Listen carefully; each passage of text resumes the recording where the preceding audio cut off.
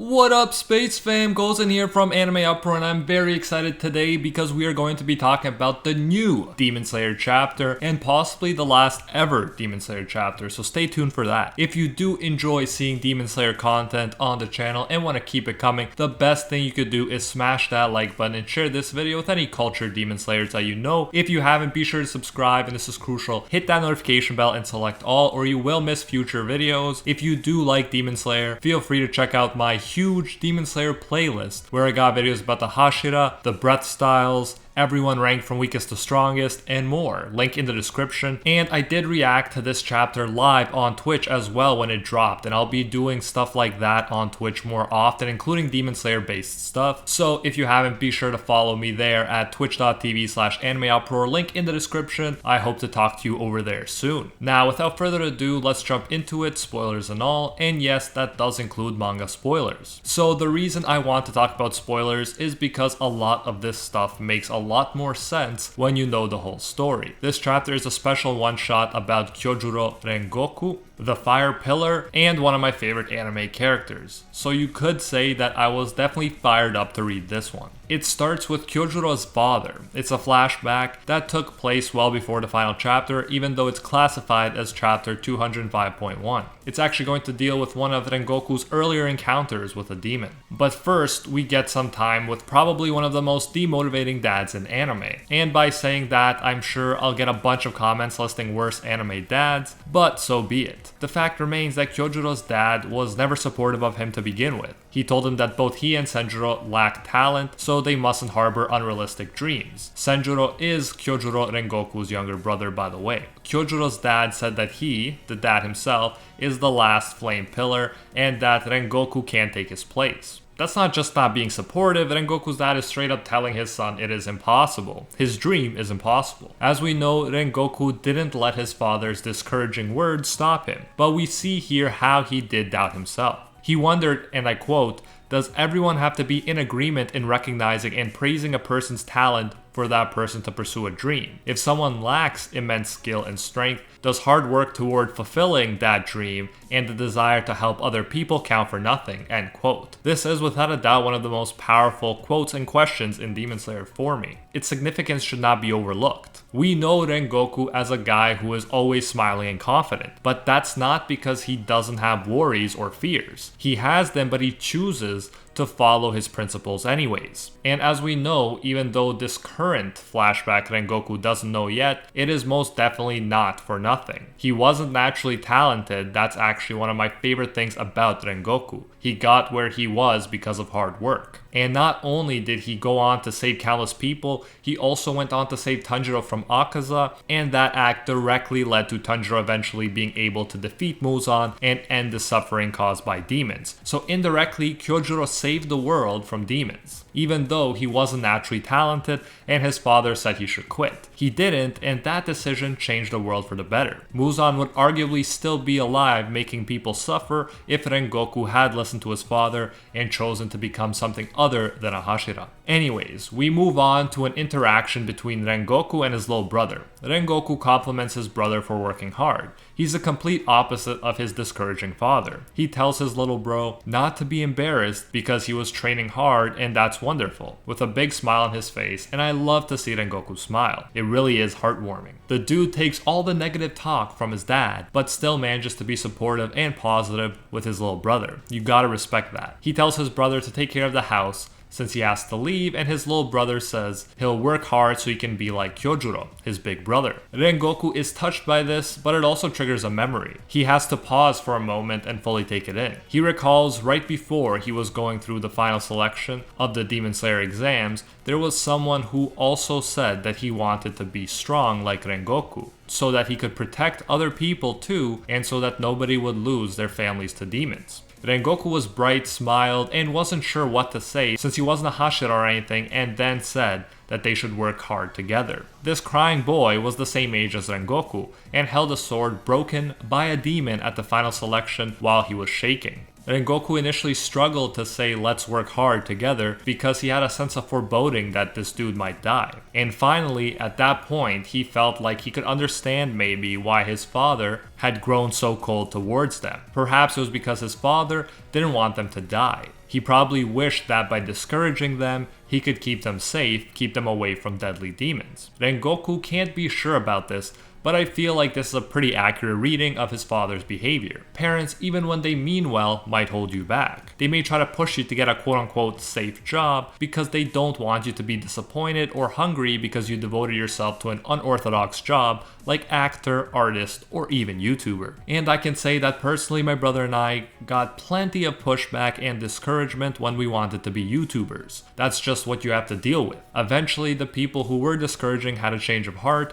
after they saw that being a YouTuber wasn't a pipe dream. Now we have over 1 million subscribers, thanks by the way for that, but we never would have made it this far if we allowed ourselves to stop because of people trying to discourage us. You can't blame loved ones or parents for wanting what they think is the best for you, but you also have to take responsibility for your life and decide what life you want to live. Even if you fail, that's easier to live with in my opinion than never trying, and that is exactly what Rengoku decided to do. He ignored his father, even if he might have meant well, and continued to pursue his dream of helping others. We then jump back to Rengoku pre-Hashira days, and he encounters a demon. The demon seemed to kill 9 of Rengoku's comrades, so he's no joke. He even brags about attacking 5 children, but one seems to be alive still, so at least there's hope for saving that one. Then we get another powerful quote. Rengoku remembers his father always saying that death comes for comrades with whom you've just recently shared a laugh. It was the case this time, and it's the same in war. Things can change in an instant.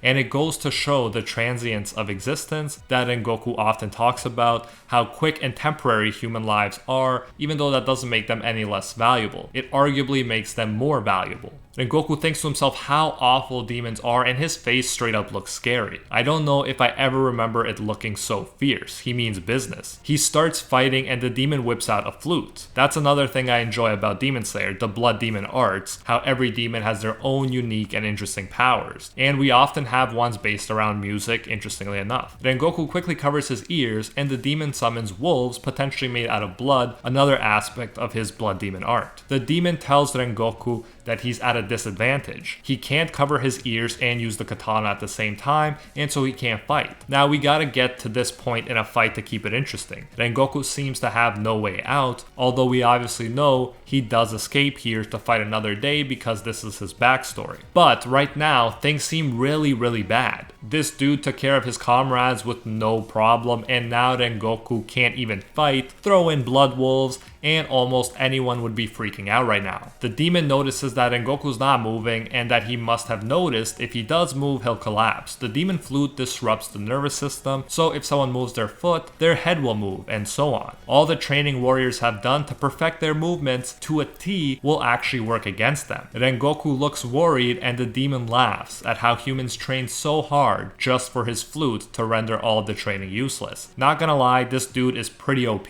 Like, the flute is one thing, but the wolves definitely put him over the top in deadliness. The wolves go to attack Rengoku, and he's thinking about how life is a series of decisions. This is pretty much Rengoku's philosophy. We're not born with a fate that we can't change. No, we may never have unlimited options or unlimited time to think, but what we choose in that instant defines who we are. Great quotes in this chapter, I gotta say. As the wolves close in on Rengoku, the question is, what will he decide to do? He thinks about how warriors who strive to save other people's lives are precious, and brings this back to the main conflict he was struggling with in the beginning, by saying that the pure and single-minded dedication of these warriors is separate from their natural talent. They don't risk their lives to earn praise, they simply feel that they must. And we see what appears to be that boy who Rengoku had a feeling was gonna die, and even though he seemed scared, he risked his life to protect a child. Yeah, maybe he died, but it was an honorable death, and he followed his moral compass, a cry from the depths of his soul. And then we get the complete 180. Rengoku slices the wolves with no problem, and the demon is just like Nani. A beautiful and very epic fire tiger appears to represent Rengoku's beautiful swordsmanship, and he succeeds in defeating the demon, no problem. The demon was confused, as are we probably at this point, but he figures out that Rengoku hit his ears so hard he ruptured his eardrums so he wouldn't hear. And this was definitely foreshadowed by the impact illustrated in that past panel. And then we figure out that Rengoku's comrades didn't just die. They used sign language to indicate the demon's ability, similarly to how Jiraiya and Naruto managed to get important information to the others after his fight with Pain. Even though they died, they directly helped Rengoku defeat the demon and save the child, and so, even if they weren't the most talented, by trying to help anyways, they really did, suggesting that it isn't wrong to try just because others don't agree with you. It's not a wasted life, even if you're not the most talented. I thought it was funny how the demon goes on to say that he was gonna join the 12 demon moons. I thought it was a nice touch. Whether he was powerful enough, I sort of doubt, since this is a much weaker Kyojuro, but this demon was super tricky and he definitely would have won if Rengoku found him first and not his comrades. Again, even though he must be in pain, Rengoku smiles on, hugging the saved child and telling her it will be alright. And once again he says thanks to his fallen comrades she was saved. He thanks his fallen comrades for their help, for fighting to the end to save the lives of others, and he vows to someday become admirable like them. And that's the end. And in my Twitch read through, I didn't go too much into spoilers, but again I want to say here that this is exactly what Rengoku does accomplish. He too saves Tanjiro by sacrificing his life in his fight against Akaza, and because of that, Tanjiro is not only able to survive, but put an end to all demons, including Muzan. Just like he vowed, he was admirable like his fallen comrades. He was brave enough to sacrifice his life for the lives of others as a Hashira, and because of that, his will lived on and helped Tanjiro set his heart ablaze too. As Kamina from Gurren Lagann would say, a real man doesn't die even if he's killed. He lives on in our hearts and keeps inspiring us as we move forward. I feel like Rengoku will continue to have that effect on us even though he's a fictional character. His father was wrong about him. He did have what it took to become the next Hashira, and he even had what it takes to help save the entire world from demons. The decisions that Rengoku made him one of my favorite anime characters of all time, and this chapter did a great job of highlighting the stuff I love about him too. And that is it for this new and possibly last Demon Slayer chapter. It's sad that it might be the last one, but at least we got one more, and who knows, we may get some more Demon Slayer stories at some point. For the meantime though, we can still enjoy and get hyped about the existing parts getting animated, like the Demon Train arc, which will come out in movie form in Japan October 16th, 2020. We will continue to cover Demon Slayer content and important updates on this channel, so stay tuned for that. If you did enjoy this video, make sure to smash that like button and share this video with any Demon Slayer fans that you know. If you haven't, be sure to subscribe, and this is crucial. Hit that notification bell and select all, or you will miss future Demon Slayer videos. Let me know in the comments what you thought of this chapter and if you're excited for the upcoming movie. I'm definitely burning up to see it, pun intended. And as you wait for more Demon Slayer, you can check out my huge Demon Slayer playlist where I've covered the Brett Styles, Hashira, Demon Moons, and much more. Link in the description, and follow AnimeUproar on Twitch, also linked in the description, where I'll be streaming regularly, including about Demon Slayer. And I especially want to thank the Patron Squad over on Patreon and here on YouTube who help make videos like this one possible. First and foremost, I want to thank the Patrons of Legend, the ones acknowledged by Lord Twigo himself, Alpha Sigma, and Liam Thompson. And are the 1-tier patrons, the ones who stand atop all clans, Ingrata, The World, Acquire Respect, Pate Hefa, Jonathan King, Rathuan De Aura, Red Haired Raven, Emperor Otaku, Thomas Jones, Kinmano, Admirath, and Christopher Torley. And our Pro Hero tier patrons, the one and only Gilgamesh, who's the current most donated overall champion of the world, Nothing But a Fan, Steelers, Anatoly Kazatsky, Cricket XP, Joe Stanton, Very Gucci, Jessica Califon, Alicia Actor, Hinokami and Water, Bonnie Parks, Florian, Joanne Garcia, Mick Seamus, Deadly Saint, and High School DxD 73. Thank you all so much. If you do enjoy our work, you can support more of it by going over to patreon.com/AnimeUproar and becoming a patron today for as little as $1. If you do so, you'll get your name featured in future videos alongside these amazing people right here. here, and you'll even get access to our private patron-only Discord where we talk about anime life and of course thank memes. So check out patreon.com/AnimeUproar, link in the description if you're interested. You can also join the YouTube channel by clicking that blue join button next to the subscribe button that you've hopefully already destroyed. So yeah, you can support more content that way if you prefer. Whichever way you choose to support us, you can get the same great benefits. Thanks again, and until next time, see ya, Space Cowboys!